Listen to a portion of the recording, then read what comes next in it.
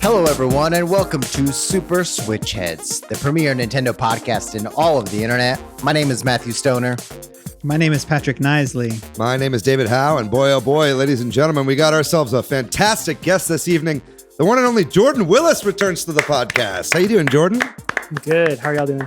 Good. It's good to have you on for the 400th time. 999th. Yeah, excuse me. Yeah, Jordan, you are here because we're talking about Metroid. Metroid Dread just got announced at the Nintendo Direct last week. So you're here to talk about some of the lore, some of the history of the Metroid franchise. I can't wait to get into it. I was very impressed. The Metroid lore is very rich. It's a rich universe. So I'm glad you're here to kind of investigate it and talk about it with us. In the news, we got some Bayonetta 3 news. Finally, it's progressing well. That's the news. Didn't need to go that we can far. skip that one now. Some other news. Some theories coming out about the Breath of the Wild sequel. Metroid Dread is topping the charts. And an extended Xbox showcase that happened last week, as well as some Super Monkey Ball stuff that I'm sure David is excited about. Let's go. Let's go, indeed. Speaking of let's go, how are y'all doing? Doing okay? Yeah.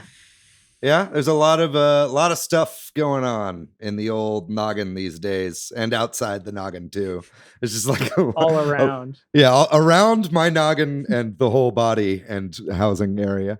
But yeah, no, I'm basically like moving in this next week and kind of figuring out exactly still where I'm going. It's kind of coming down to the wire, but definitely got some leads. I'm checking in with some places tomorrow. It's just kind of like whenever stuff gets down to the wire like this, it's like, oh boy, should have figured this out earlier. Yeah, but you know what? Times like these, you learn to laugh again, and it's good to be here with you boys. Things are good on my side. I went to the Austin FC game, the very first MLS Nice, dude.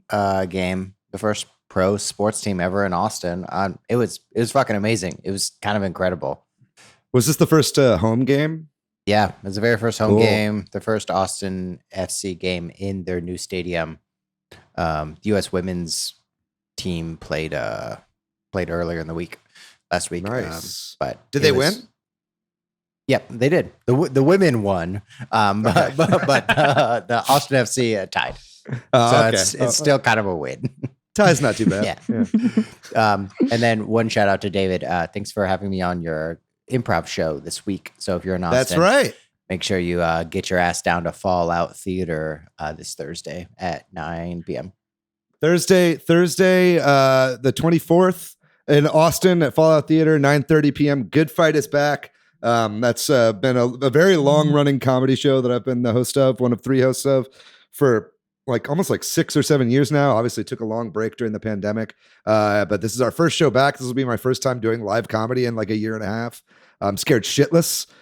Me too. So if you, Matt, this will be your first show too, right? Yeah, I joked in the Discord I'm gonna do nothing but Byleth impressions and Fire Emblem references. Yeah, it'll be a 30-minute tea party improvised. But no, be sure to come out for sure if you wanna see us stumble back into the improv game. Tickets are available right now. Jordan, how are you doing? Good. I was working on a television series that wrapped its season 1 this past weekend on Saturday. Nice. So I'll have some time off and I'll go back on season 2. Can you say what series, or is that? I think I can say it's already airing. Walker. It's on the CW. Oh, like Walker Texas Ranger? Yeah, it's a reboot. Hell yeah, dude! Cool. I know some people that are in that.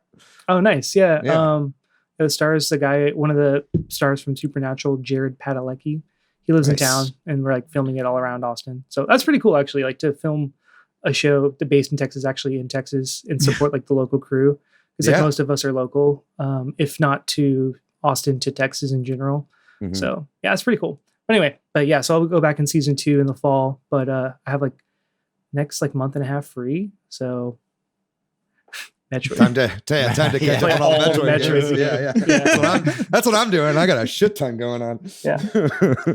Well, I'm doing good, but nothing new really. I'll gloss over it. Well, you put out that video blog. You should plug that. Yeah, that's right. I'm trying to keep myself accountable, practice my video editing skills by putting out a monthly sort of update about what I'm doing. I just put out the first one. You can find it on YouTube, or if you search for like Patrick's Year Off, I think might be the best. Nice. Hell yeah. Like and subscribe to that. Yeah. And then we'll do some shout outs. How about that? Sure. Our last episode was the E3 post E3 reactions, and Matthew upped our game with some videos incorporated, and Andrew Musel on the Discord mentioned that, and another friend of the show, Shade, was wondering if he should switch to watching the show instead of audio listening. And David, you had some nice words that I think, either way is fine. Right? Yeah. Although subscribe on YouTube and put it on in the background and give a like to every episode just so that algorithm likes us a little bit more. Yeah. And also unofficially on the Discord, I wanted to thank Cena for being our unofficial copy editor. Thanks, Cena.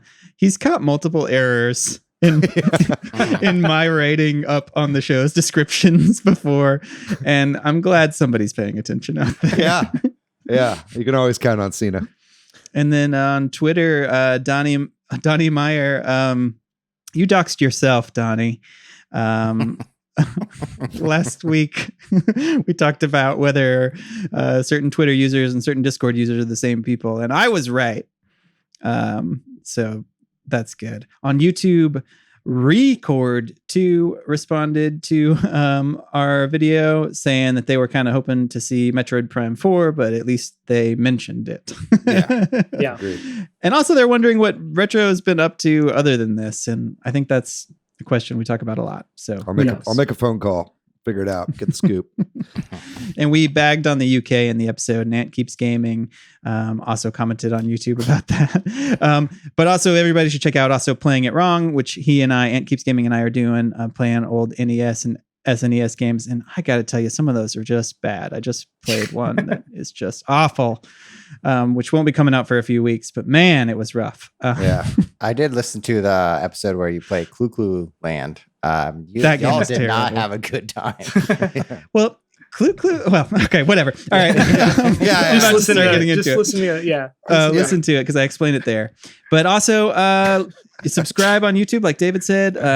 Share our podcast, leave a review. We love all that kind of stuff. Send in listener questions. We're going to do a listener question episode, I promise, soon. I'll do those audiobooks too once I can get my head above the water. Yeah, once you move and figure out all your things in and out of your noggin. We'll get into the news and rumors for the week then. E3 was last week, and there's a organization of some sort that I'm not familiar with called Stream Hatchet, but they released some information that was getting shared around about the amount of viewers of the different E3 conferences, and Nintendo was at the top. I assume this was like during the conference, not, because people are still watching these things on YouTube, but like I think it said peak concurrent viewers throughout all the platforms. Yeah. So they had over 3 million viewers. And the top 5 were Nintendo, Xbox, Ubisoft, Square Enix, and then Devolver was number 5, which is kind of surprising. But also awesome. Good for them. So Nintendo won by viewership. Damn. And then Nintendo apparently said, I guess in an interview with IGN, like during the Treehouse, I kind of missed this one, but this one's interesting, that the Legend of Zelda Breath of the Wild sequel, they aren't giving us the title or the subtitle or whatever yet, because apparently it's a strong hint to the plot. Obviously, I don't think it's a spoiler for the actual game, but it maybe gives away information they're not ready to reveal. I was going to say, like the title for a thing usually comes out before people like watch the whole thing or play through it, right? Like people are going to know what it is before they play the game. But I think they're trying to keep as much close to the chest as possible with this, right? And they, as you can tell by the 2 trailers they put out, are just like everybody wants more, and they're doing a good job of making us want more. Yeah. So what there was IGN like tweeted out, what do you think that means? Like, what do you think the title is? And I wasn't the only person. I'd love to think I was the only person that came up with this. I came up with it, and then I saw other people did too. But like the hands of time, because I really do think there might be some time travel stuff in his hand or something. But I saw some other good ones. What do y'all think? That any thoughts on what the title might be? If it's Pathways to the Future. For our audio listeners, that is David's 5th grade. Who's keeping track? Who even anymore? keeps track? Fan fiction title. It'll be coming out soon.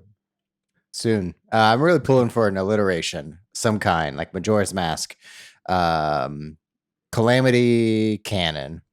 I don't know. Skyward Sword 2. Yeah, I'll take it. Time travels. Time travel. Legend of Zelda, time travels. Demise. I do think that it's like, I just actually watched like a half-hour long like Game Explain like breakdown of the minute and a half long trailer of them just like going through I was just like eating dinner and just like, all right, fuck it, let's do this.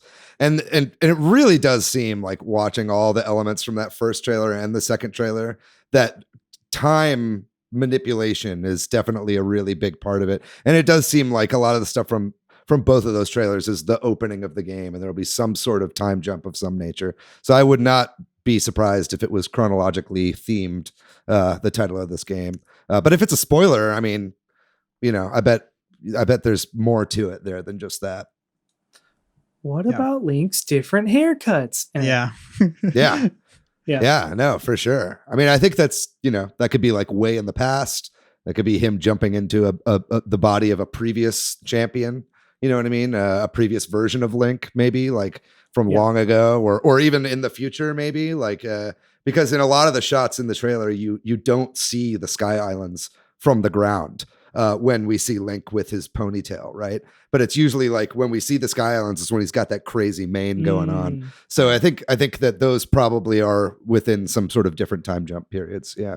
Okay. David, when the Super Monkey Ball Banana Mania game was announced for E3, you said, I hope it doesn't have the jump, or if it does have the jump, I hope it's not enabled and is just for beginners. And they tweeted out that it is just what you wanted, David. The jump is in the game. Excellent. But it is there as it's not turned on by default. It's there as an option for newcomers and doesn't affect the leaderboards online. Yeah, that's great. If you're going to do it anyway, that's the best way to do it. In lieu of like an easy mode, having it as a toggle, I think is a good way to do it. Yeah, because, you want the game to be accessible, and it's like a game with like happy, fun, colorful monkeys and shit. So like kids are going to want to play this game, hopefully, because they should play it because it's super fun. They really like it. But it's like, if they're really young kids, it's nice to have that accessibility option. And then as soon as you start getting good at the game, crank up the difficulty a little bit. But totally. Yeah, that's great.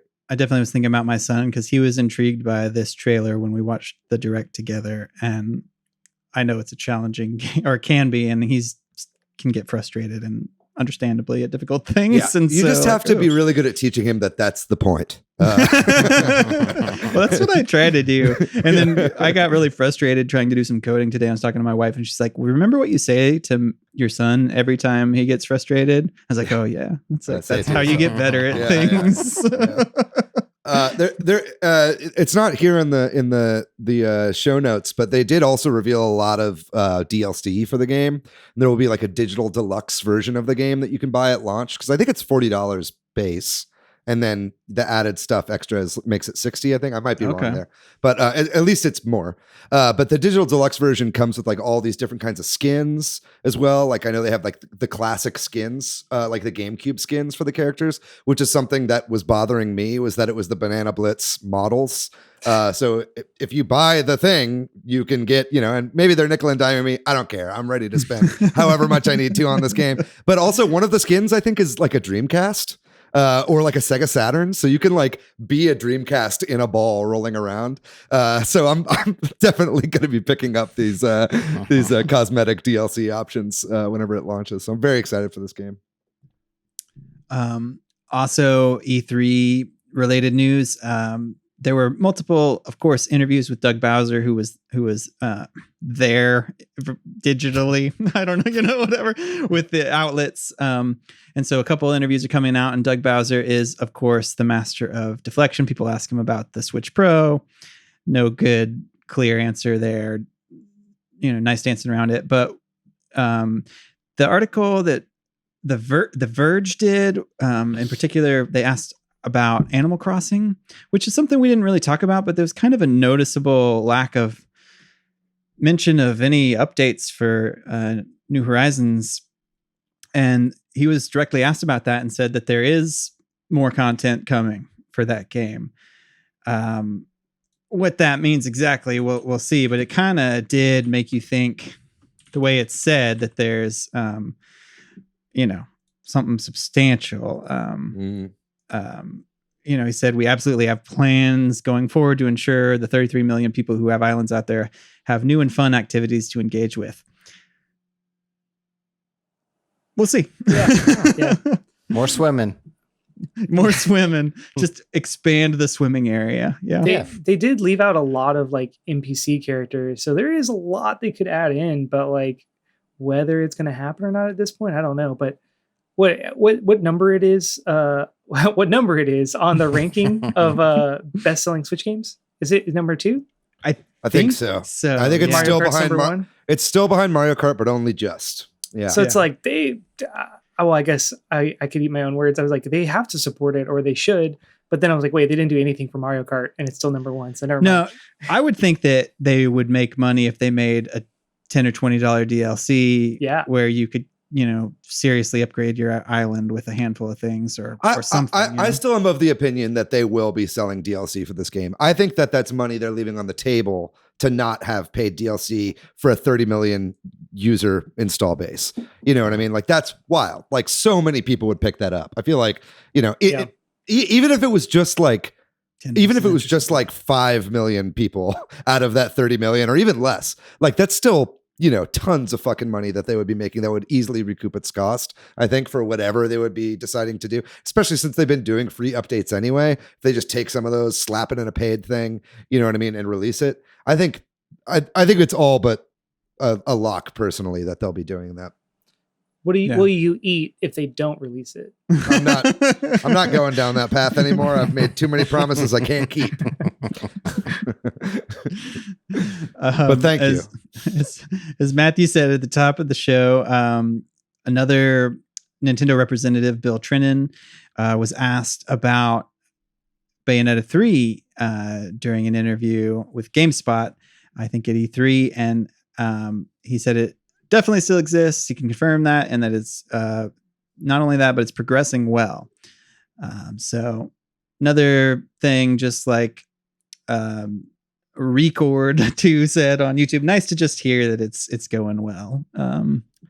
I guess I could have really used anything on this.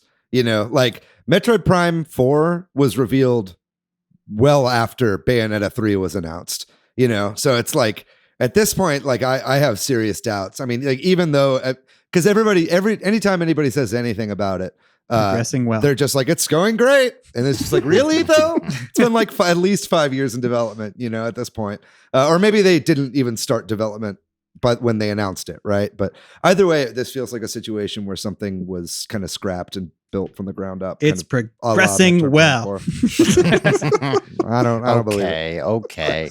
I just feel like, maybe we said this before on the show, but it's like Astral Chain was announced and released after Bayonetta 3 was announced. You know what I mean? Yep. Like there have been full platinum games like in the time since they announced that this game was coming out. So the wonderful 101 Switch port. Yeah, exactly. Yeah. So maybe they just kind of put this on the back burner for that stuff, or they're just working really hard or had to restart, but something's going on there. I'm looking at like the other games Platinum Games are working on. It's like Project GG, Babylon's Fall, Grand Blue Fantasy Relink. It's a lot of games. Yeah, there are some other games. So I wonder if it's a money thing where, Platinum Games is like, we'll continue working on Bayonetta 3, but Nintendo, give us more money and we'll kind of prioritize it. They got that fucking 10-cent money, man. What more do they need? Yep. What more do they need? More money. That's what I was saying. Yeah, I guess you're right. Yeah, that's my point. Then, kind of strangely, Microsoft Xbox announced another showcase right after E3 that happened on June 17th. Xbox Games Showcase Extended. What did you think about? Well, before we talk about what they showed off, what did you think about this existing? Even like, did they just have so much stuff that they felt like they couldn't fit this into their E3 presentation, or what? I didn't watch it. Is it like an extension of the presentation, or is it more like the Treehouse where it's like gameplay? There was more interviews and stuff, right? It was all developer interviews. How many? But there were development houses do they have? They have like 15 or 20 now. Yeah, a lot. And it was a lot of those. That makes sense, because I think I think Microsoft just feels like Microsoft had a finger on the pulse of what people wanted at E3 more than anybody else that was at E3 this year. You know, maybe other than Nintendo. But it's like the thing that everybody's talking about that they hated about E3 is that it was all just people talking and conversations and panels and shit like that. And Microsoft was like, okay, well, we're just going to put out a really well-paced thing with like fucking 20 games, right? And then we still want to do these talky things, but we're not going to put that in E3 because people are going to get pissed off, right? So I think this was a smart thing to do, because now it's like the people who want to have a lot more insight into these long form conversations can do it without a whole bunch of incels blowing up the IGN chat over it. Yeah, I mean, they showed some of the. I don't know if it was anything new, but they talked about Hellblade, Senua's Saga, Hellblade 2, which they didn't really show at E3, right? That's right.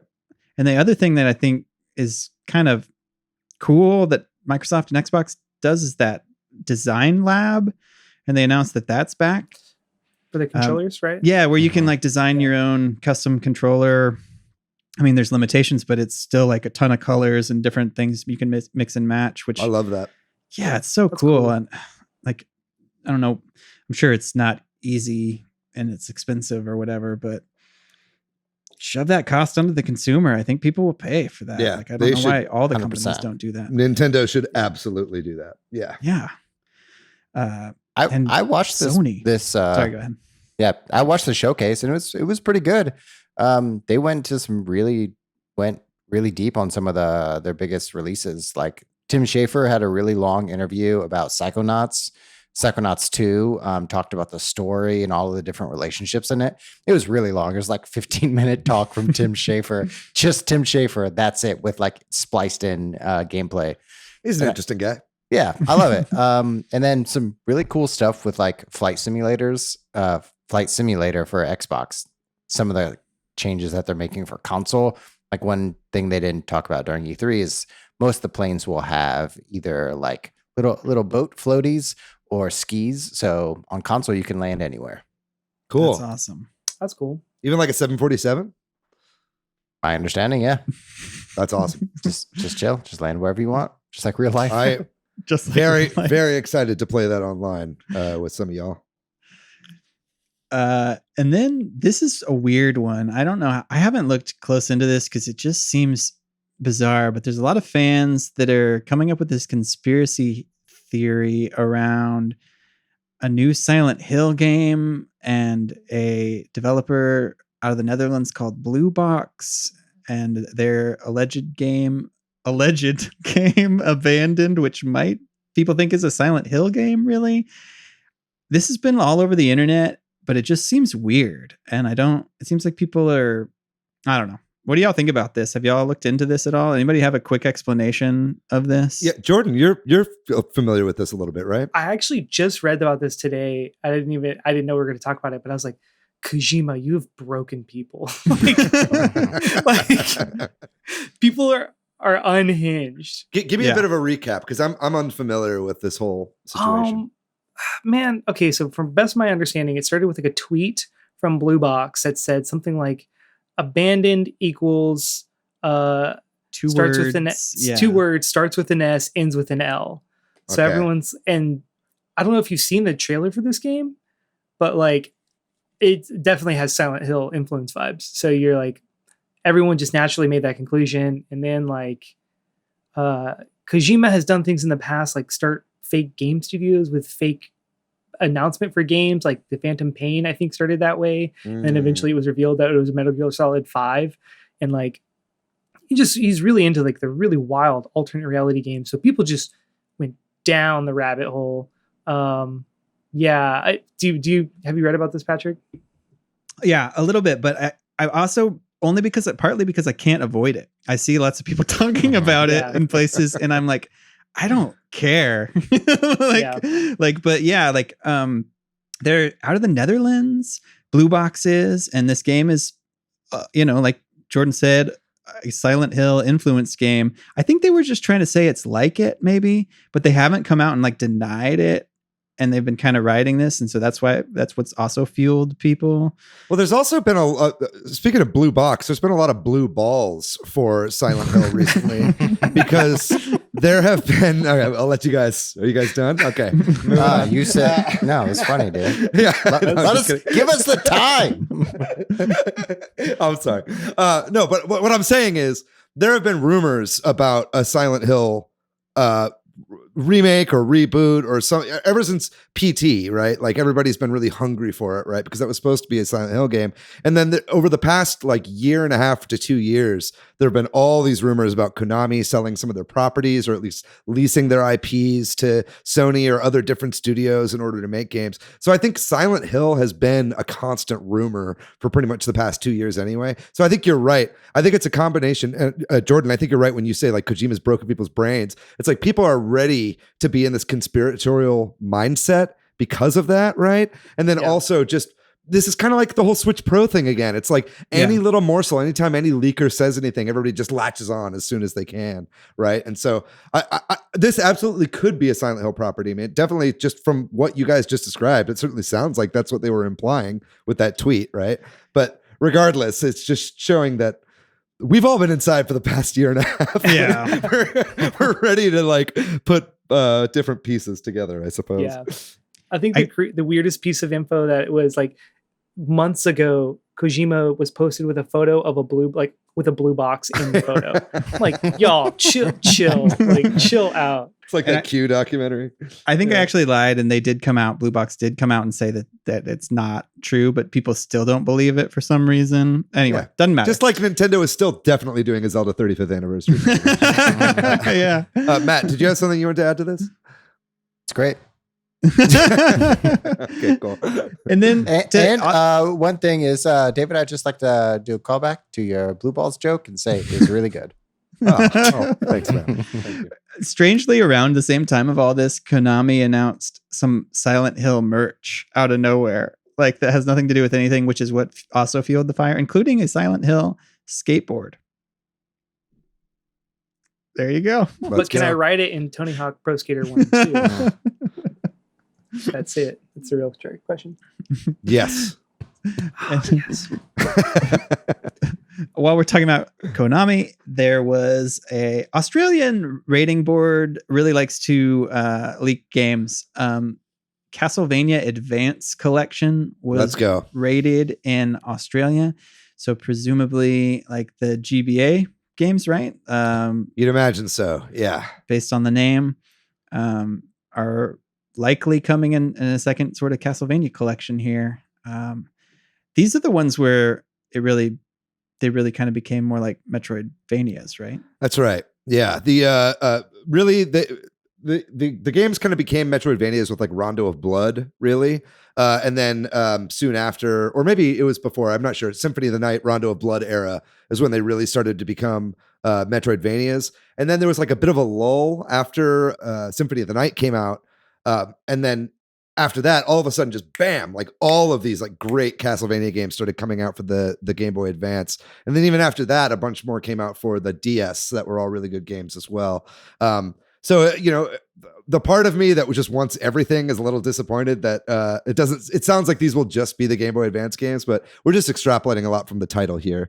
But either way, even if it's just the 3 Game Boy Advance games, those are all fantastic games and would be worth it by itself for sure. You also have to imagine if this does well, they'll do the DS ones too. Oh yeah. I'd love a 2-pack of Rondo and Symphony of the Night as well. That'd be sick. Yeah. Yeah. Love those games. So like when I saw that piece of news, I'm like, that's what I've been wanting, ever since they did the first Castlevania collection. I was like, just do the advanced ones and then the DS ones. Like, that's easy. Do the good ones. You can go ahead and say it. Are those all EGA ones? Yeah. EGA. I think EGA directed all 6 of those games. Yeah. Beautiful. Yeah. We talked about this last week. The Switch update 12.0.3 apparently still been causing some problems for people. I even ran into a problem updating a game and it just got stuck and I couldn't update it. But I finally resolved that just the other day. So hopefully that means it's fixed, or maybe you just have to fucking keep trying. I saw a YouTube video today saying that Nintendo had fixed it today. I'm not sure exactly what that means, but I know they put out some methods on like the nintendo.co.uk site that see, UK, you're redeeming yourself, but that basically is like, hey, follow these like steps and then it should fix the problem. But I imagine whatever next update they have, or maybe they've already fixed the faulty part of the update, so it should be good to go at this point. That's good.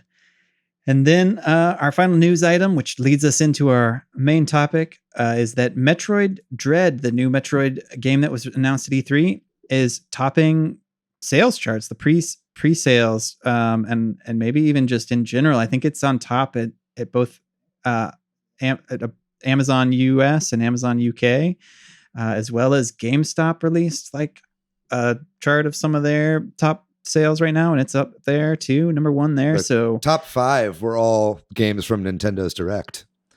Yeah. Damn. So with Dread at number 1. Yeah. Wow. So it looks like this could well be the best-selling Metroid game. I mean, it can't say for sure yet, but it does seem like very likely that it will be. David's not eating anything. Well, no. I think it will be the best selling Metroid. Oh, you will eat time. something if it's not. No. I'm not eating shit. But I mean, I eat to live, but I'm not eating like inanimate objects anymore.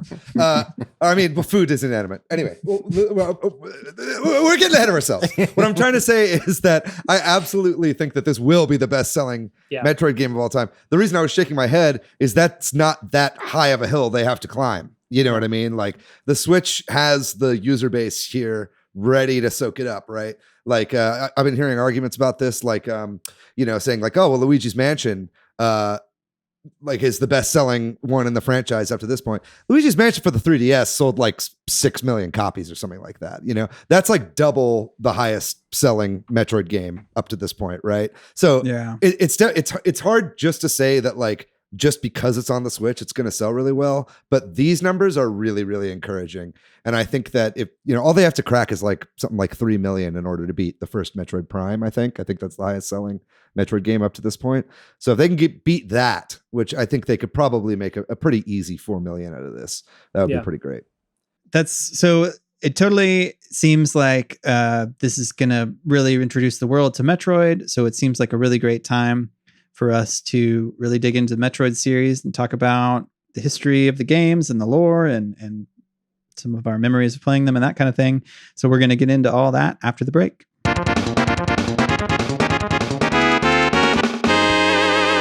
All right. And we are back to talk all about Metroid, as you can see by everybody holding up Metroid related things.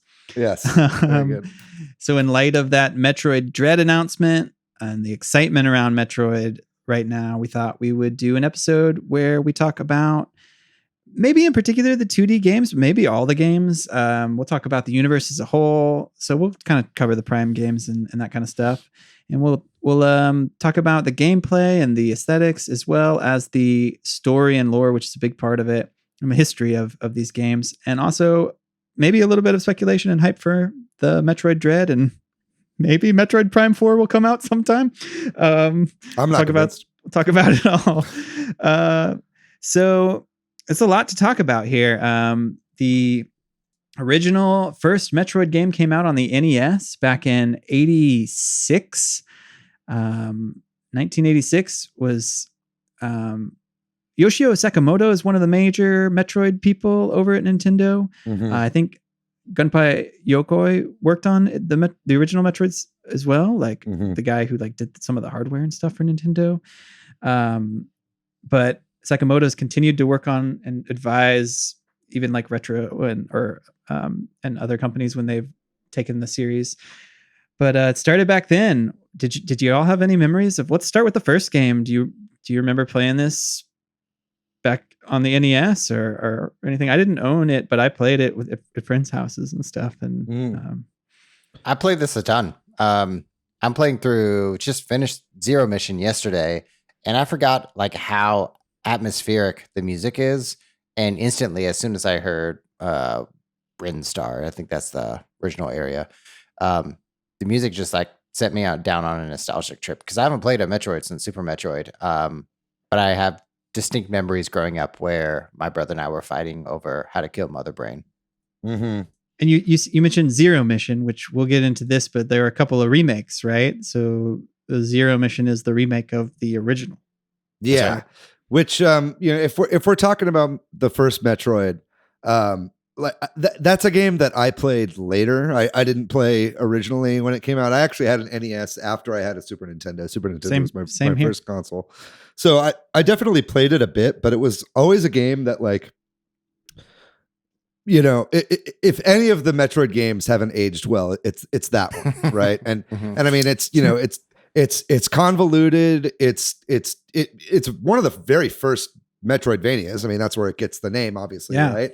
But like back then, it didn't have like a map at all. So it was kind of made you make your own maps. I think that was kind of the idea. I think Legend of Zelda, the original, was kind of similar in that way, where it's kind of like, it kind of helps if you have some graphing paper and you kind of draw out where you're going, right? Yeah. That's true.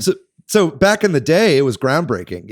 There's nothing like it ever. And it's still, even to play the original, like, plays surprisingly well. Yes. It's just like, from an actual like playability perspective of like maintaining the game and going all the way through without using hints or anything. Yeah. It's not that fun of an experience, which is why Zero Mission was created in the first place. Yeah. Well, as somebody who's played a lot of NES games recently on the NSO, it's one of the better ones still that's available on the Switch to play. And like David said, if you are going to play it, get yourself a walkthrough or a guide or at least a map. Yeah.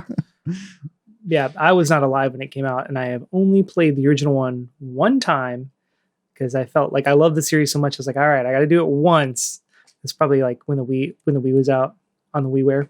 Yeah. Right. Did you play it the whole way through? Yeah, I played it all the way through. But I was like, literally, I'm like, this is probably the only time I'm doing this on Virtual Console. That's what it was.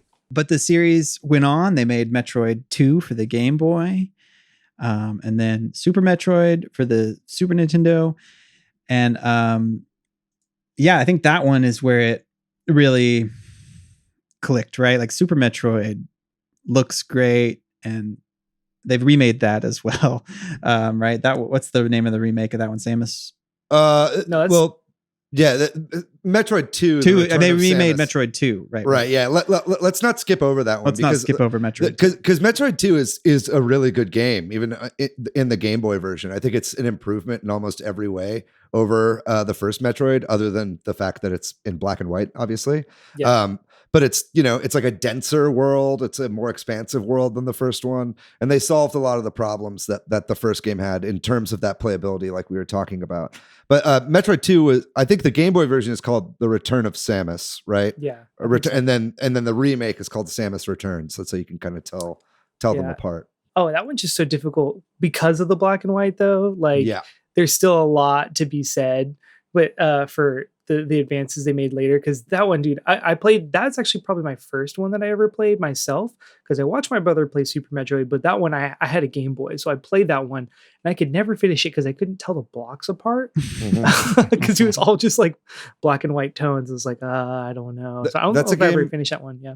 That's a game that actually benefits quite a bit from the Super Game Boy, because it like takes different kinds of sprites and colors them differently. And so like different layers and stuff like that. So it actually makes it a lot easier to play, even with like a limited color palette. Yeah. Nice. And I was just going to say that, Samus Returns, the remake of that, is the most recent Metroid game, that Nintendo has put out. Also, it's always fun to just play a game about Xenocide or genocide? Yeah. That's kind of fucked up. Xenocide. But okay, whatever. Xenocide, right? Is that what you would call it? Yeah, I'm not sure I think exactly. Xenocide, but that's how Xenocide. I would say it. Yeah, it is destroying an entire species. Though, Yeah. is the Well, whole maybe we plot can- of that game. Yeah, I mean, just talking about the 2D games, then there was Super Metroid, and then there's Metroid Fusion, and we can talk about all these too, but you just kind of walked us into the lore aspect of this a little bit. I mean, I want to cover gameplay and the genre spawning, but like, man, Metroid is what, I think about Nintendo, and you think about like Miyamoto's stance against story, which I don't know how true that is, but he's said stuff like that, and Mario games are, seems true. yeah, it seems true from looking at Mario games. There's never much of a story. It's always the same story. And even Zelda has a lot of lore, but it feels like they just tell the same story over and over, sort of, But Metroid is one place where they kind of have a continuous, story going on and a continuous lore where it all mostly fits together. Mm-hmm. I think it actually fits together really well. And I think that and that's something that, Matt and I are doing right now is like going, and I think a lot of people are. I've heard a lot of people online now that, especially since they came out with Metroid Dread and it started and it's like Metroid 5, right? Yeah. It's like just giving it a number like that just made me immediately be like, well, I got to play 1 through 4. You know what I mean? And so it's like, so that's something that I'm doing right now, and something that I've, I also just finished Zero Mission the other day, and that game ends, and it's got this really great kind of cinematic built into the Game Boy Advance version, and then I pretty much immediately fired up Samus Returns, which, by the way, is your copy of the game. I will beat it and get it back to you so you can also play all the Metroid games again. Yeah, you're welcome. But like that game starts and it has like a recap of the first game, and it's just like, and granted, these are 2 remakes in a row, right? So they have time to like build this extra stuff into it. But it really does show, like Sakamoto like really cares about story. He's like the opposite of Miyamoto, and he's come out on the record multiple times being like, Nintendo needs a franchise that is like an overarching story, and he's really committed to that. And it really shows when you play these games. Even just in the little cutscenes that there are, it just gives a lot of the story across. I am very happy you're finally playing the game I lent you like 4 years ago, 3 years ago. Yeah, when it came, like right after you beat it, right after it came out, I think. Yeah, I think that's what I did. Yeah, I was in Florida when it came out, and my brother had taken me to Disney World for finally finishing college, and I was like, okay, man, cool, we can go, but like, there's a day like we have to go buy this game. Like, I have to go buy this. Like, it's coming out while we're here, and we're just. He's like, yeah, it's fine. Why are you being so weird about this? It's like the first 2D Metroid game in like I think it's like 13 years or something. At that point, yeah. It's like, I don't. Yeah. Anyway. Well, and just on the story point, Jordan, you shared with us a link to this. It's a Kotaku article, but it's written by somebody with the screen name Mama Robotnik, and I guess they had kind of put this together back on NeoGAF, but then they expanded it into like a really long, wonderful article with a lot of cool fan art too, that like takes every Metroid game except for Other M because it doesn't really fit in, and puts all of it in sort of a story format and kind of just lays out the history and citations to which game they're pulling the story beats from. It they kind of used their own, I mean, they say this, that they kind of filled in some of the gaps with sort of speculation, but it's a really wonderful article if you want to, not play. I mean, even if you play the games, I think some of this stuff isn't overt. Yeah. Yeah. Well, especially in the Prime games, they had like a whole scanning mechanic. So a lot of the lore is tucked away behind whether you choose to scan everything, Right. It's very popular at that time of video games. Like all the little, like Doom had the audio logs. Yeah, the audio logs, like BioShock. Yeah, I was going to say like BioShock too. Yeah. Yeah. That's still something you see in every game now that releases like that. Yeah. Yeah.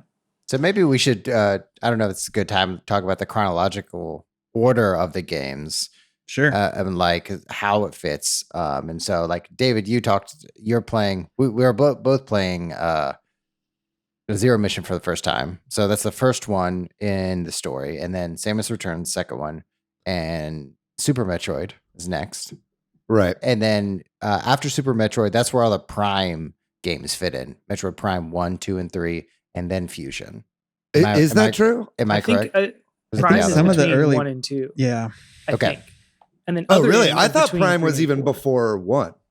No, Prime is like in between, I think, 1 and 2. Okay. So I just read this article that Jordan shared today. Yeah. And while it's hard to tell because they actually take everything and go back like centuries. You know what I mean? That's To, what like, like the all the Chozo lore. or- Yeah, exactly. The first half of the article, Samus isn't even there. Yeah. Because it's just all the history All that's buried straight into lore. it. Yeah. But I think that the first Prime might be like you said a little sooner than that. But the Prime games, I guess, correct me if I'm wrong, were always kind of meant to be little like in between games. Like side missions kind of stories. Yeah. That makes sense. It makes sense too because they're like very different styles of gameplay, right? Or arguable. I mean, they still are very much Metroidvanias, but bringing it into that first person perspective definitely changed it up. So it makes sense to kind of not have them be as integral to the full canon or saga.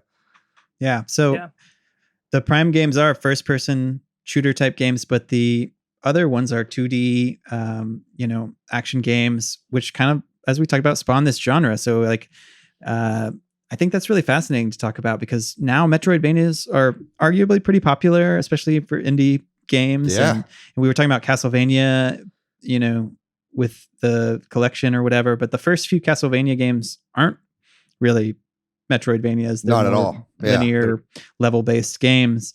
But, the reason it's Metroidvania, right, is this sort of genre is sometimes in a fantasy setting with melee weapons like Castlevania, but sometimes in a futuristic setting with more ranged weapons like Metroid. But Metroid really created it where you get power-ups that allow you to access different parts of the same map and you kind of retread areas.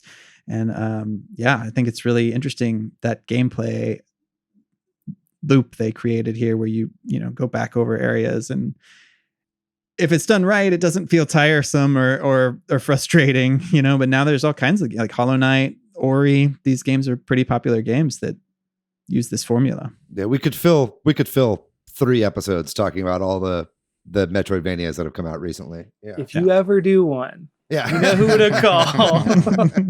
It's just crazy, like leave it to Nintendo to ignore an entire like genre that they created or helped create for so long, and so all these indie developers just fill the void. Like, we have not been want for Metroidvanias. It's just been insane the past 10 years. And so I'm loving it. I'm like, I'll play them all, dude. Like, so it's just, but it is nice to see like a return, so this is another time to do a callback to tell everyone to play Kunai. Kunai's that's true. Kunai's a great Metroidvania because it doesn't overstay its welcome. Yeah. You know what I mean? It's like it's a brief one. I like Gato Roboto too. Gato Roboto, super short. Yeah, but I also think that Metroidvanias have kind of influenced other just 2D action games that you could say like I'm playing Grease right now, which is not a Metroidvania, but it almost has Metroidvania like elements. And I think that a lot of this has been absorbed, this idea of gaining power-ups that then maybe let you do certain things you couldn't do before. And even if it's not exactly like retreading, I don't know. I just think that it's had a larger effect than just the Metroidvania subgenre, if that makes sense. I think that's interesting. I didn't think about it like that. I played the limited time that I spent in Greece. I felt that the way that I played any Metroidvania games, I'm like compelled to explore everywhere, to like try everything and to like feel like, do I go left or right? In which ways can I go back? And Greece doesn't necessarily give you that same ability. It's like very linear. So when I was playing through Greece, I was kind of frustrated that I couldn't explore as much as I wanted to because I'm so compelled by playing all these other Metroidvania games. Yeah. I also saw somewhere the new game Chicory that recently came out, somebody saying, I think this is a Metroidvania in disguise. And I just think that it's influenced a lot of games in terms of this power Control was a Metroidvania. I would argue. 100%. Yeah. Played that recently. Sick. Well, Is there anything else in terms of the gameplay or the genre y'all want to talk about, or you want to go back to anything else? We mentioned the lore, or let's hit the lore. Let's go deep down in the lore. And just Jordan, I don't know if you want to start, but maybe just like briefly hit the big hits. The big hits. So like there's a race called the Chozo, the bird people, and they find Samus as a youngling, right? And then they basically raise her. And then eventually that race is like kind of on the tail end of their entire civilization life cycle. They're at the very tail end, and they disappear, and Samus is left and becomes a bounty hunter, and they leave her presence of weapons and armor everywhere. And so she's always kind of like reminded of them. They're like the big statues, like whenever you're running through the game that you get your power-ups from.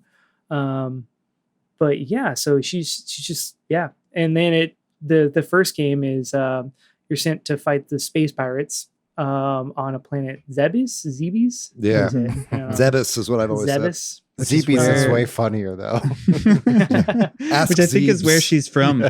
So like her original human family was killed, and then she was adopted by the Chozo, and then they were killed. And so it's like, yeah, multiple traumas. There's a Metroid manga. I don't know or manga. Did y'all read that yet?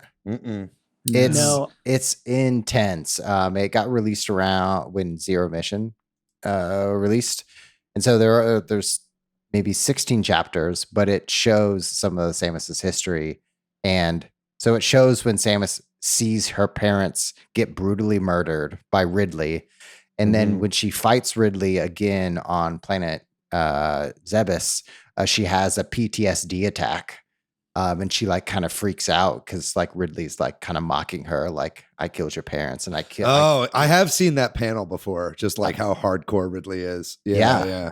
The whole I can't believe that manga exists because it's like kind of violent and talks about like mental health and experiencing PTSD with Samus, and it's kind of crazy, but it's really good and really drawn. Well, you think about Nintendo being family friendly, but Metroid is fucking dark. And a lot of, like you said, Xenocide, like just complete destruction of alien races. And the whole thing is about a really war-torn, poisoned universe, you know? Yeah. Well, and we didn't even really touch on like the Federation, right? But like the Federation is kind of this whole force that's throughout Federation Force. You guys catch that? It's this whole kind of force that it's throughout the whole thing, and then kind of hires. They're the ones who hire Samus, correct? So it's like, and then they're not all what they seem, and they've kind of got darkness to them as well. They're like not just, it's not like Star Fox where it's like, okay, well, yeah, clearly General Pepper is the good guy. Do a barrel roll. You know what I mean? Yeah. So it's there's nuance to all of it, and that's what I thought Other M actually like did pretty well, was going into some of that stuff. But the Other M was also plagued by lots of other issues. But yeah, it's a very complicated universe. But one that is really bolstered by the fact that the games all kind of flow into each other. I'd also like to take this opportunity to announce that I will be directing the Metroid anime. There should be one, and it would definitely fit that vibe of the Castlevania ones, because it's so dark. Yeah. Let's just make the Metroidvania anime universe. Yeah. Exactly. And all the species is just about them using Metroid as a weapon. Like Chozo create the Metroids in order to extinguish this other species, like genetic X or Z or whatever it is, and then the Federation want to use it as a weapon to take over, and then the space pirates and Ridley want to use the Metroid as a weapon. It's just like the parallels between a Metroid world and our world is very similar to The Expanse in plot, to be honest. If you guys have watched that show or read those books, very similar kind of plot. It may not be official too. This might be the work of the author of that fan article, but I also like that the Chozo, apparently some of them can see into the future. Yeah. And that they're trying to prevent future tragedies, but it's kind of that what they end up doing is kind of creating it by trying to prevent it. And that's one of my favorite time like travel tropes. Of like, trying to prevent something, but by doing that is how you create it. Like butterfly effect kind of style almost. Yeah. Right. I was going to say like Thanos in Marvel too. Like the best intentions often lead to the biggest tragedies. Yeah. Yeah. But yeah, and then so like the second one is, so after the first one, you go to the planet to fight the space pirates, and you end up destroying Mother Brain, which is like a brain computer on that controls their base, basically, or it's she's like the head of the space pirates, right? Yeah, the head of the space pirates and controls that base or whatever. And the second one, you go out to SR337, it's the planet, and that's the planet where the Metroids are originally from. And after you discover the Metroids in the first game, they're like, this is too dangerous. This can't exist. We're hiring you to just go wipe out this entire like species on this planet. So that's the whole game, is like there's a counter of how many Metroids are left, and you are just taking it to zero, but there needs to it's funny too, because you kill about that many in Zero Mission as well. Like they're all over the place towards the end of that game. Yeah, for sure.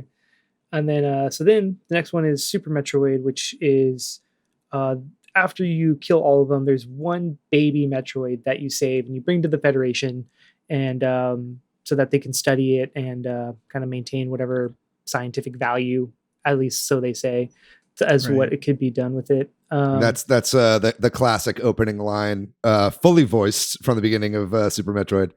The last Metroid is in captivity. The galaxy is at peace. Spoiler alert, the galaxy is not at peace. Not at all. Yeah. And then so at the beginning of that game, Ridley steals the Metroid from you. And your mission is to go back to Zebes. Zebes. Dude, I don't know how to say any of this because I have never actually said it out loud, and I'm realizing that like right now. Yeah. I've always said Zebes, but I might be wrong there. Yeah. All right. And you go back to Zebes one more again, and you have to find the Metroid and fight Mother Brain. And at the end of the game, Mother Brain has some serious upgrades. So we'll just say, and so the Metroid saves you, powers you up, saves you, but in the process like dies. So you, with the power imbued from the Metroid, who is now part of you, you kill Mother Brain. That's the end of the third one. And then Fusion, yeah, is number 4. And for the Game Boy Advance.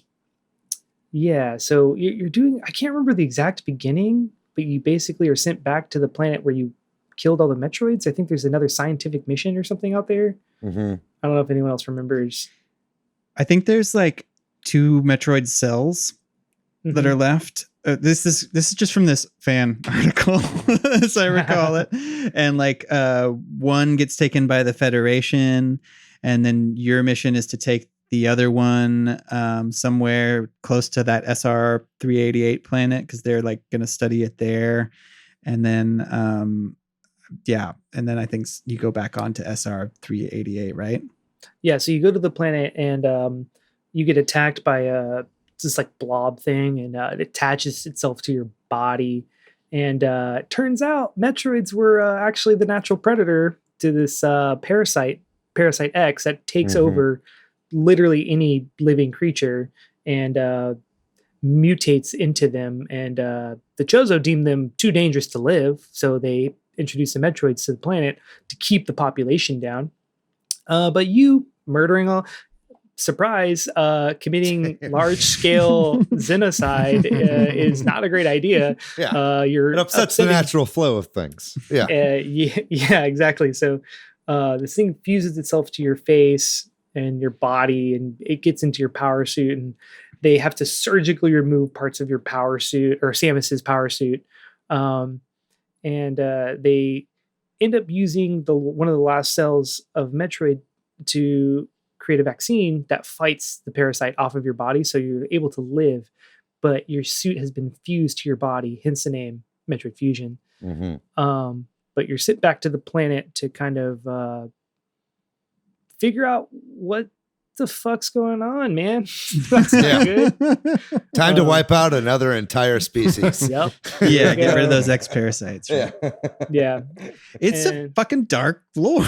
Yeah, it like really Samus is. has been through a lot. Yeah. Seriously. It's just Like- thinking about Samus, like she watched her parents get murdered, and then she gets adopted by a race who's at the end of their life, and she's ultimately become a warrior, and she's used as a weapon to kill all these species. And she has no childhood. She's got nothing. I think Samus's story arc and how she's used and what she's experienced is, to me, like one of the darkest points is like as a character. So I do have one question, and that's where does Metroid Prime Pinball fit into the I'm just curious.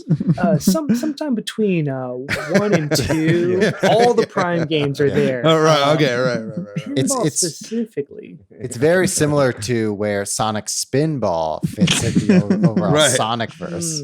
Yeah. Or absolutely. Pokemon Pinball in the Pokemon franchise timeline, you know. This is Yeah. this is And wild. Yoshi's Cookie in the Yoshi's Island franchise.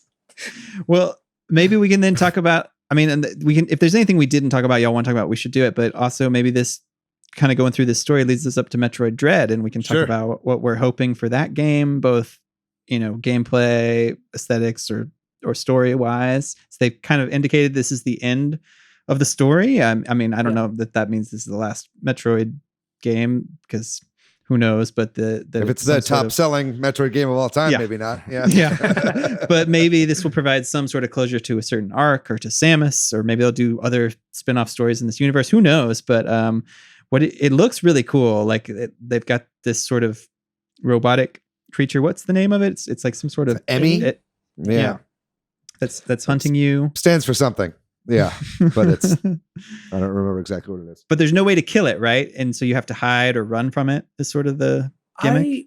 I think there eventually is a way to kill it, because I Makes watched the sense. tree houses, Yeah. and they're like, we just killed the first enemy, and I was like, wait, what? It's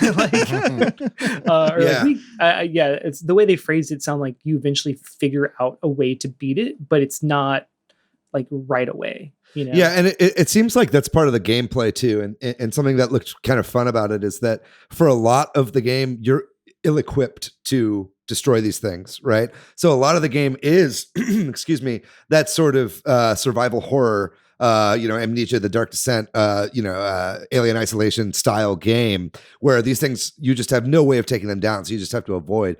Zero Mission actually ends with a really cool sequence that they added for the remake of that game, where you're just in your Zero suit. You're basically either doing stealth or just running away from space pirates, because they can like 1 or 2 shot you, right? And so it seems like it's bringing that mechanic back for this game. But then it's the parts where they did show you destroying the thing. It has a really cool mechanic where basically you have to get this specific weapon and you have to charge it up for like a long time. So you have to like actually like stand in place and like aim down this thing as it's like slowly approaching you, which adds even more to that tension and that kind of dread, right?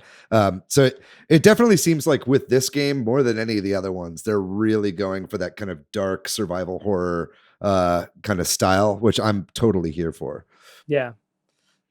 We also talked about this last week, but Sakamoto hinted that they, or we know because of reports that they've been working on this game for a long time and canceled it and then canceled it again. And finally, he kind of said that they have the technology to do what they wanted. What do you think that means? Do you think that means this sort of chasing mechanic that they're doing, or cloaking mechanic or something like that? Or who knows? I don't know what that means. Like, I was really curious about that, because I'm like, none of this seems that like this could have been made 10 years ago. Like, I don't know what that means. And I'm wondering if that's like maybe something that's introduced later on, or is there something like something we haven't really seen yet? Nintendo does that a lot, where they'll show you like the first like 10% of the game, and then when the game comes out, you'll be like, oh, there's all this that they've never talked about yet.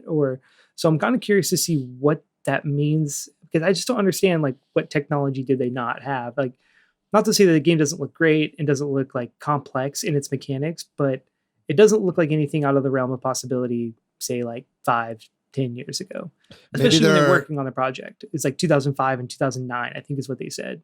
When they Right. canceled them. Yeah.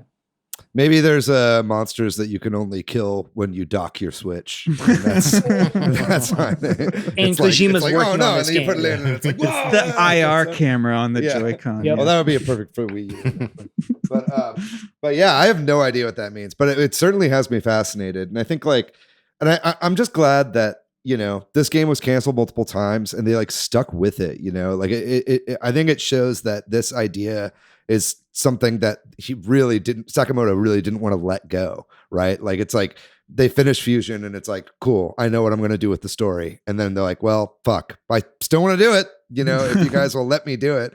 And so I think, Samus Returns coming out and being a moderate success, or at least Mercury Steam proving their worth with that game, kind of proved to him it's like, okay, great, I found my people to do this, because I don't know if Sakamoto is like ready to lead a whole team exactly like he would have in the past. I think he flourishes more in this kind of consulting role, although I'm not sure if he's actually producing this game or not. Well, I mean, he's in his 70s now too, so I mean, yeah. Not to say you can't do things in your 70s. Clearly you can, but I'm sure, and I'm sure he's, I know he was heavily involved in all the Metroid Prime games, like you said earlier, like working with Retro. And I'm sure he's been heavily involved with Metroid Prime 4 as well. So he's kind of like the patron saint of Metroid, right? He's like the guru that everybody wants on their team. I may have misspoken. He may not be that old, but I think you know what I'm trying to say? Like, I think he's older. So yeah. He's 85 years old. He's like 100 years old.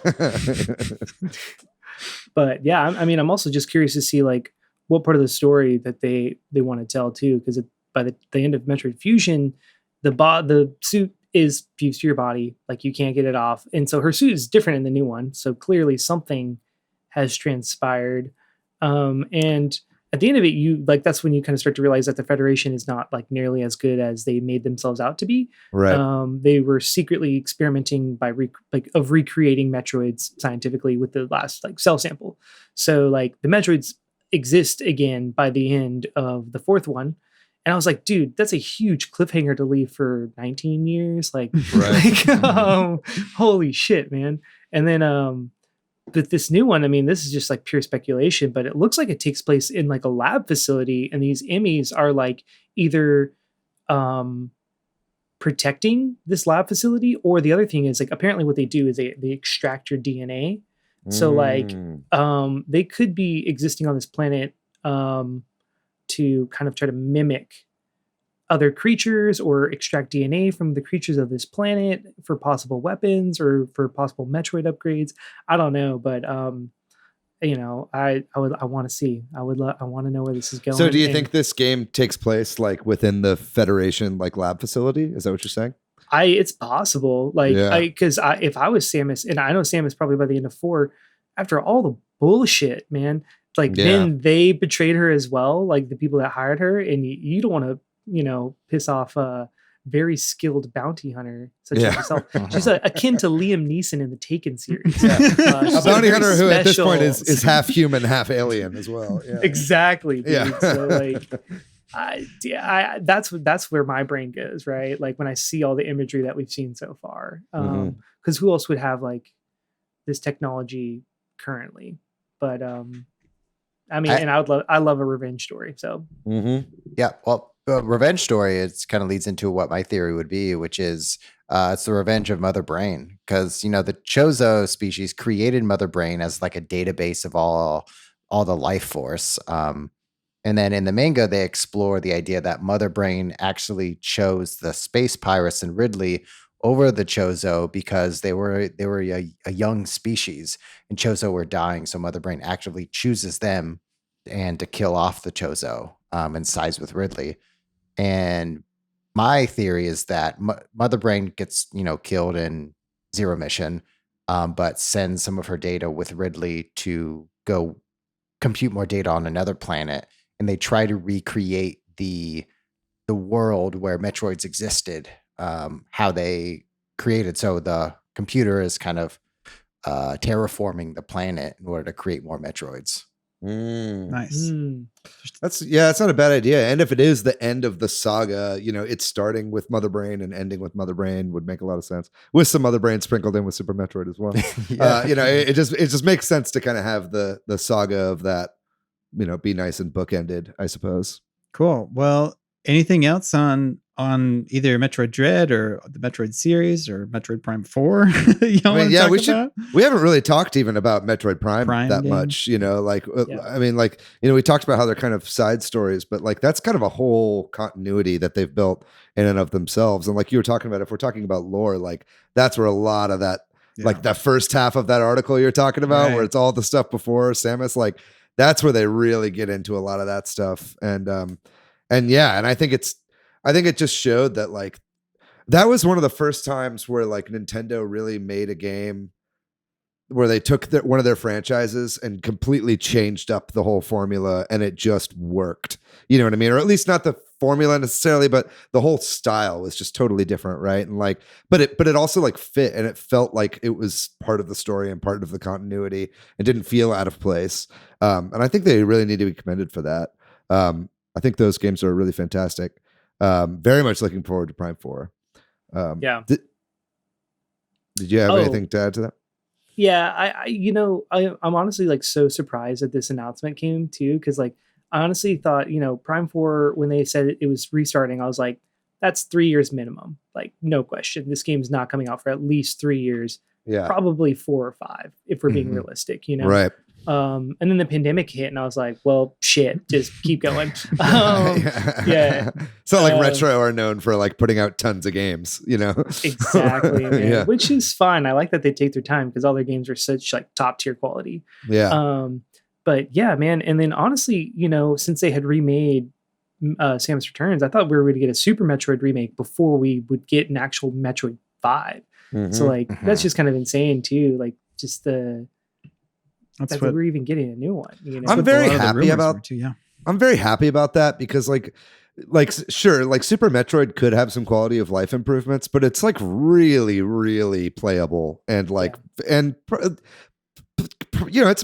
a lot of people would argue that's a perfect game. Like that game like holds up really well. You look at like Metroid Fusion, Zero Mission, and Super Metroid are all very similar in style, and that's basically just because they were like, cool, let's just do what we did with Super Metroid again, because that worked so well, and they are classic. Like, replaying Zero Mission the other day, like the pixel art like holds up so incredibly well, and Super Metroid as well. So I think that of course it's great that they remade Samus Returns, because that was one that really needed it, because of the very limited graphics and stuff like that. But I'm super glad that they didn't go the route of doing another remake and decided to just continue on with the franchise, because like you said, Fusion ends on a huge cliffhanger, so they needed to finish the story anyway. I'm glad they found the right team. It just took like a long time. Yeah. Metroid Prime series, did you play Federation Force? I refused. I was like, dude, like out of principle, like I'm a very big believer in like putting your money into things that you want to see, or when I was just like, fuck this. Like no one wants this. No one fucking asked for this. Like, and I honestly, I was curious, but I was like, I don't have like, what is it? 3 friends? Is it 4-player? Yeah, I think so. I don't have. Can you not play it solo? Did you have to play with other people? You could, but every review I ever read was like, this is not fun unless you have 3 friends to like play this multiplayer all together, which makes sense because it is like a multiplayer style game. So yeah, honestly, I just refused out of like stubborn principle of like, no one wanted this, man. No one asked for this. Yeah. And was such a big misfire. Was it because like it was a Metroid game and title only? And like within the world when there's like no Samus? Yeah, Samus is not in the game at all. And it's vaguely like Prime because it's like first person, but you're all the Federation Force like soldiers. And you have just like different missions and you're sent on missions to go like complete missions. Yeah. That's it. Yeah. I've heard it had some pretty cool like stuff at the end of the game, like in terms of like its story beats and stuff like that. And it actually adds to the lore quite a bit. There's I know there are hints about that would lead into Dread at the end of that game.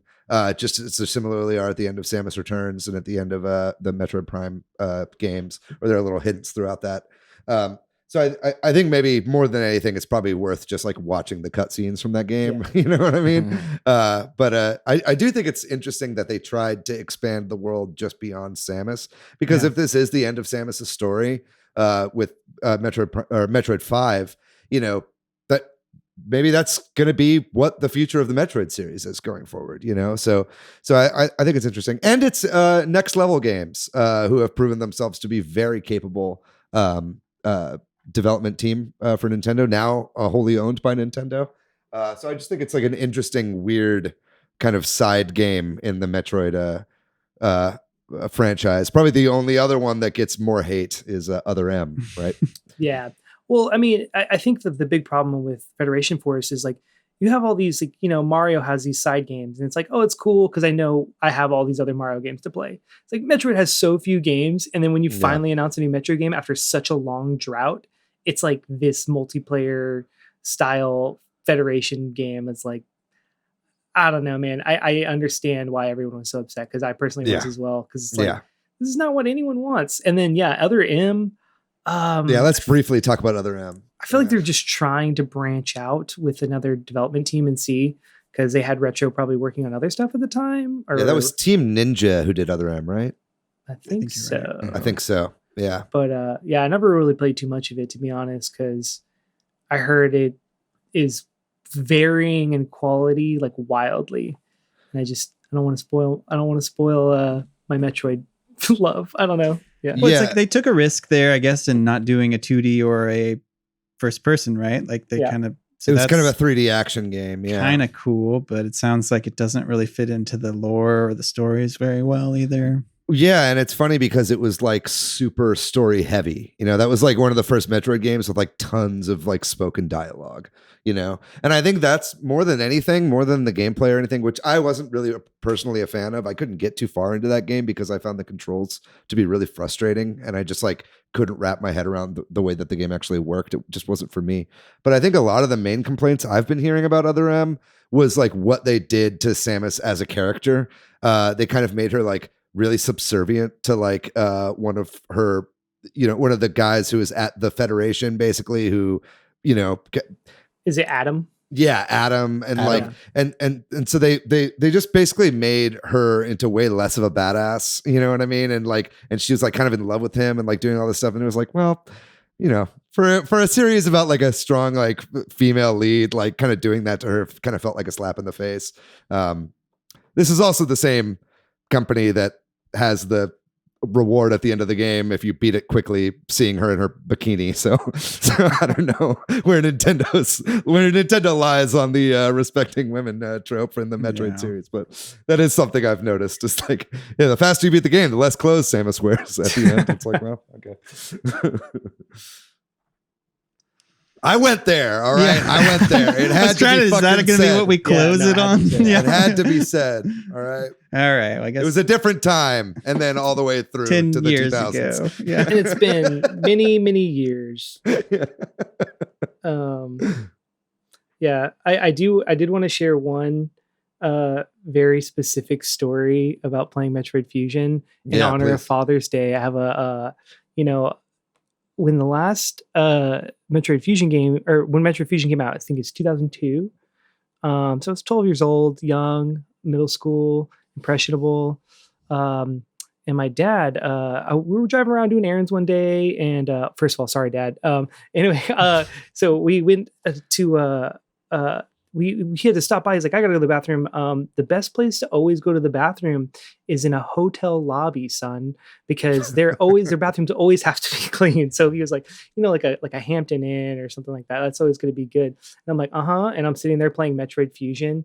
And so I just have a very vivid memory of my dad like teaching me this life lesson while playing Metroid Fusion. And it's always fused together in my brain. Very nice. It's an important talk. You got the birds and the bees and the hotel bathroom. So where to go to the bathroom?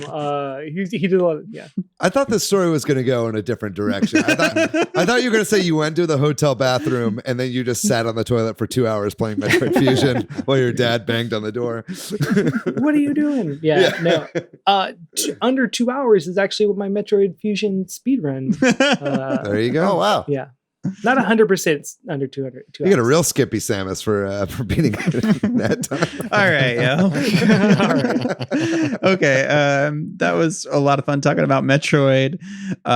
We're excited about Metroid Dread when it comes out. We're going to take a short break, and when we come back, we will talk about the games we've been playing recently. I already kind of mentioned this. The new game I've been playing this week is Grease. I know Matt and David, you both didn't really like this game. I bought it a while back when it was on sale, and I'm playing it as part of like a class I'm taking on narrative stuff in games and game writing. And I thought it would be a short game I could play for this exercise. And so I am determined to beat it, and I can totally see why y'all didn't like it, but I can also totally see why people like it. It's definitely slow. And it definitely takes a while to get going. And I think the first part of it is the worst. And I think it does have some Metroid-like elements that, like, the more you play it, the more you kind of get different movement options and stuff. And it gets a little more interesting. The puzzles get more challenging. Like the difficulty is very easy at the beginning, and then it gets a little bit more interesting and challenging as it goes on. And it's also just a really interesting game from the aesthetics point of view. I mean, it's an aesthetics driven game.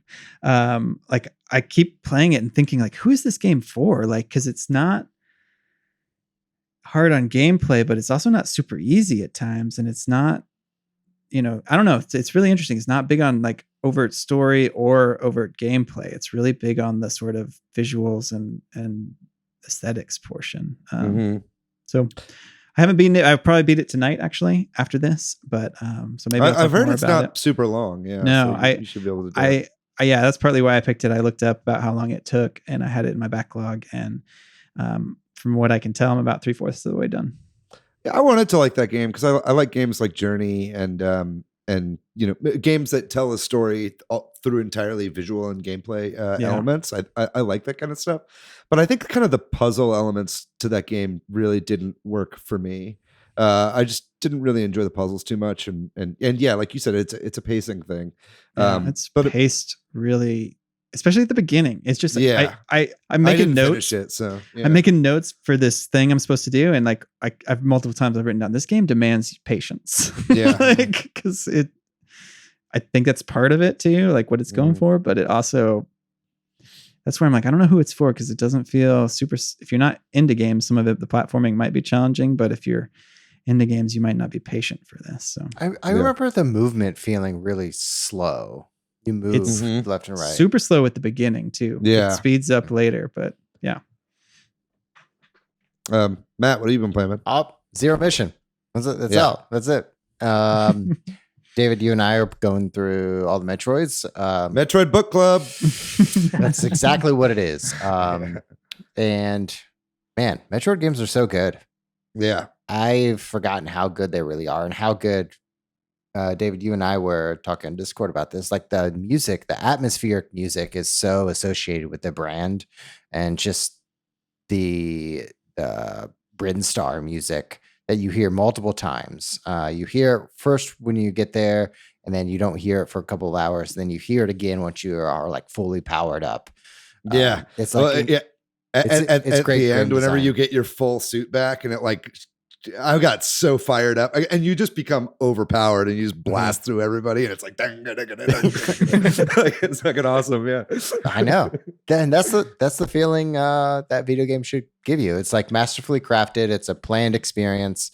And I've forgotten that Metroid can give players that, because I've been so long since I played it. I never had a Game Boy Advance, Game Boy Color, 3DS, or any of those. Damn. So I've never had the chance to experience it, but so now I get the chance to experience it. And next one is Samus Returns on 3DS, and I'm excited about it. I'm gonna give you a list of like 20 Game Boy Advance games you could play because like the Game Boy Advance had a fucking killer library, man. Some of the best games of all time are on there. Golden Sun, Fire Emblem. That's the ones I know. Yeah. No, there's a lot more than that. But yeah, no, I've also been playing Metroid Zero Mission.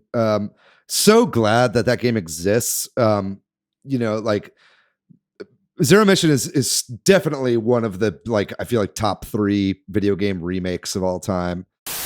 By the way, folks, we're back. Sorry about that. There was a little bit of a lapse in technology there, but we're back. Anyway, I think where we left off was me. First of all, I'm glad that you're alive, Jordan. You almost electrocuted yourself on your computer. But now that we're back, I do want to say I'm just glad that Zero Mission exists. I think that Zero Mission is one of the best remakes of all time. I think it takes a game that was inherently good but fundamentally unplayable by modern standards and just made it into a 100% great experience, right? Without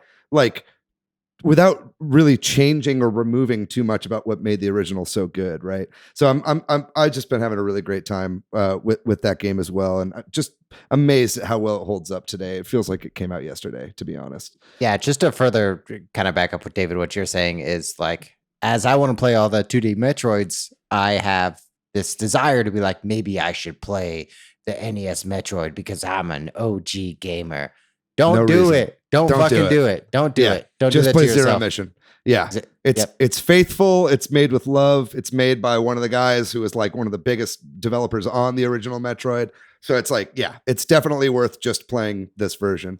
And then I've moved on to Samus Returns, which, as I understand, takes a lot more liberties with Samus or with Metroid 2.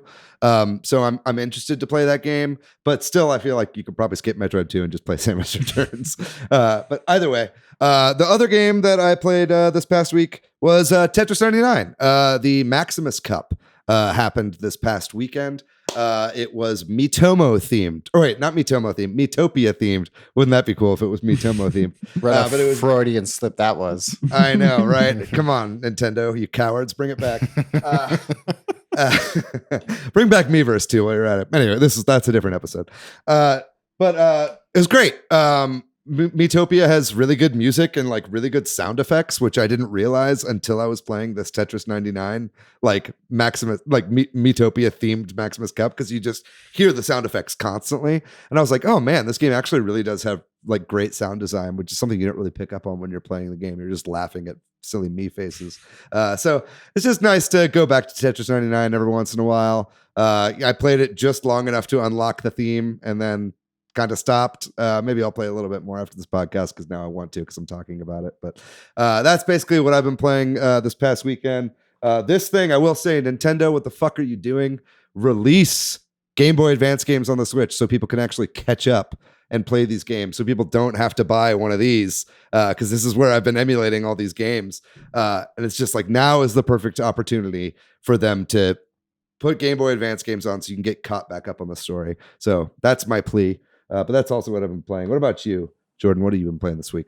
Apex Legends, as always. Just kind of my go-to game. I get off of work and I can play a couple rounds and not have to spend too much time playing it, or too much investment in story or anything like that. Mm-hmm. I got a couple of friends. We all play. They added a new arenas mode, so I've been playing a lot of that mostly this season. It's a 3v3 arena mode as opposed to a battle royale style. So it's just more fighting, and I feel like I've just been getting better at the gunplay mechanics, just playing that and just constant fights. So I've been playing that. I also went back and started to finish Mario and Rabbids Kingdom Battle, which I've had pretty much since I got the Switch. It's one of the first games I got, and I got all the way through the lava pit level, and I literally was 2 or 3 missions from the end of the game before you get to the post game content. So I don't know what I was thinking. I think I just hit a wall and I was like, fuck this game. And I never went back. And then it's 3 years later. But I've been playing that and I was just really enjoying it, man. Since they announced the second one, I was like, you know what? I'll go back, give it another chance. And I'm really enjoying it. And I had already bought the Donkey Kong DLC, so I'm about to start that. Did you restart it, or did you just pick up where you were? I just picked up, I was like, should I restart it? I picked up where I was, and I was like, I don't think I need to restart it. I think yeah. Some games I'd be like, I just gotta go all the way back. You can't remember sometimes. I feel like especially when you're that far in, you can get fucked and just be like, I don't know. It's not like an RPG, you know. It's not like you've been. I mean, you do like power up the characters like over the course of time with stuff, but it's also like, you know, you can. I feel like it's not necessary. I've played enough of those games to where like the mechanics doesn't bother me, and that game's story is like, the story is whatever. So, you know, so I was like, all right, I don't need to actually go all the way back. I can just kind of keep going through the last couple levels. And they were tough, and I was kind of a little bit of a relearning curve, but like I powered through it, and I'm now in the post game content. And then the last game, last night I restarted both Metroid Fusion. I played it for like half an hour to an hour, and then I was like, maybe I'll try Metroid Zero Mission. And so I started that as last night as well. So all the motherfuckers are playing Zero Mission. But it's a great fucking game. Let's go. Good, dude. I forgot how good it was. The physics in that game are really good. Like I feel like that's the best 2D Metroid has felt to like move around is Zero Mission. I really do like, though, in Fusion they have like the ability to like climb up a ledge, and I actually think that is like a really awesome addition in the fourth one. That does not come back for Zero Mission, which makes sense. They kind of have they have like edge grabbing and stuff in Zero Mission. This one is like you literally grab the edge and climb up top. Oh, okay. Climb over the ledge to be on top of it.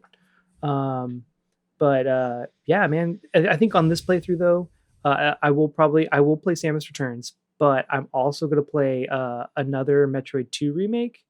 I've heard that is fucking the fan game, right? Yeah, it's like a fan remake of Metroid 2 that got shut down because Samus Returns was coming out. They shut it down. Well, I mean, they would have shut it down anyway, whatever. Right. Maybe. Yeah. But I think one of the guys that made that got hired for Ori Will of the Wisps too. He did, which is awesome. Yeah. Which is why the reason that game is so awesome. Like, I mean, the first one was great, but Will of the Wisps is like a masterpiece. Oh man, Will of the Wisp is so good. I think people were talking about it on Discord. Well, I don't know if it was you, Jordan. Don't remember who it was. Kyle beat Blind Forest recently. Yeah, God, it's so good. Man. Yeah. But so I think I'm gonna the AM2R. I'm gonna play that. So the original people stopped making it, but a community came together to help keep making the fan game, which is just nuts. Like, I think it speaks a lot to like the Metroid fan base. Like, that's the level of dedication. There's a fan game that gets a cease and desist, but then other people pick up the mantle. Like, what? They like crowdfund it. Yeah, basically. Yeah. So I downloaded it. Yeah, I downloaded the most recent update, which I hear from what I've read is like the best one. Cool. I've been wanting to check that out too. I played about 15 minutes of it and I was like, yo, this is my shit. I gotta stop. Like, like I was like, I gotta stop because I will just literally just sit here for like 6 hours and beat this entire game. Yeah. So I stopped for a bit, but I'm pretty stoked. Once I finish Zero Mission, I'll probably just roll into that. Yeah, cool. Yeah. Also, I just want to throw this in real quick because I didn't have a chance to say this joke earlier, but what you saying that the story in Mario and Rabbids Kingdom Battle is meh, you just made Davide Soliani cry again. Okay, and how could you possibly do that? I guess not everybody is into that joke. That's fine. We'll cut it out. Yeah. Who is that? It's the creator of the game. The guy who like cried at E3 when Miyamoto came out, and he's like, "I love this game," and he was like, cut to him, and he's like crying. Whatever. Oh. He's a cool guy. Yeah. Sounds cool. Leave your other joke in. So I'm going to make a callback to Matt's callback to your joke about blue balls. Leave it in. Leave it all in. Man, leave everything in. You got it. All right. That does it for this week's episode. Lots of Metroid talk. That was great. Thank you so much, Jordan, for coming on and talking to us about Metroid. Thanks for having me. I have been wanting to talk Metroid. Try to talk to people about work, but they don't give a shit. So they're like, "This is Walker, Texas Ranger." People said the Nintendo Direct was weak, and I had to walk away. Right? Oh, come on. Thanks to MilkyWay.co, who does our website. Thanks to Corduroy, who does our music. If you're looking for me, Patrick, online, I am PDYX. Hey, I'm Matthew on Twitter. MATHYOU. You killed it. I'm pretty much ever on the internet at Monolith Fiji. And what about you, Jordan? Where can people find you? You can find me on Instagram and Twitch at Bordan, Boredan. I finally just got just Bordan on Twitch. It took me 6 months. So, yeah, but I'll be doing some streaming now that I finish up my last gig. I'll be doing some more in the next couple months. So, yeah, that's where you can find me. That's right. Follow this man. We've got a whole fleet of streamers in the Switch Headz crew. So make sure you follow Jordan at Bordan and everybody else who's streaming as well. And if you'd like to join our Discord community or our Facebook group, those will be in the description of this video or of this podcast. So make sure you join those. Those are great communities. If you'd like to find our show on social media, we are at Switch Headz on Twitter. We are at Super Switch Headz on Instagram and Facebook. Ladies and gentlemen, thank you so much for listening to this episode on the Metroid franchise. I mean, I felt like we could have talked about that forever. That's kind of the whole name of the show. We could have talked about that forever. Go play Zero Mission. Do it. Go play Zero Mission. Join our book club. We're all doing it. Don't be left out. Buy yourself a Chinese handheld emulator and play a bunch of Game Boy Advance games on it. Or get a $100 copy of Zero Mission off of eBay. Whichever way you need to do it. Get that game into your head.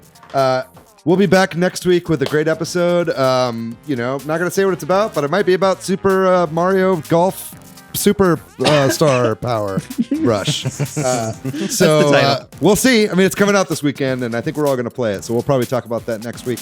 But ladies and gentlemen, thank you so much. We love you guys. Stay safe out there. Go live your lives. We love you. We'll see you next week. Bye-bye.